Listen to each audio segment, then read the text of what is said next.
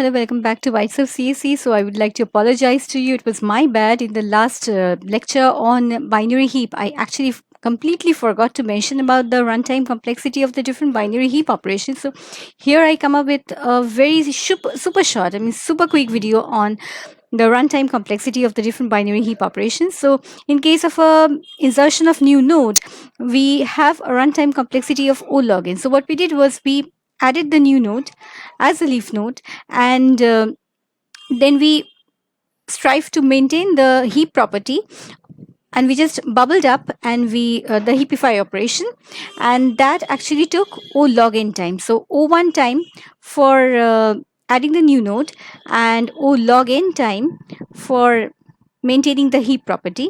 And since, as you know, in asymptotic notations, we do not really consider the constants and low order terms, so therefore insertion of new node is O log n instead of O1 plus O log n.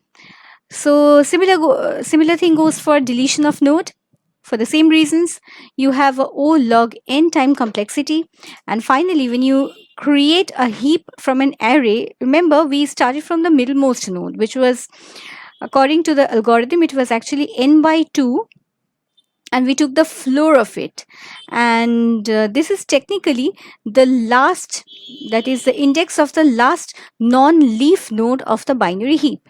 So the runtime complexity for this was supposed to be O(n) by 2, but as you know, since like n and n by 2, when n is really large, they grow linearly, and this constant factor half, that is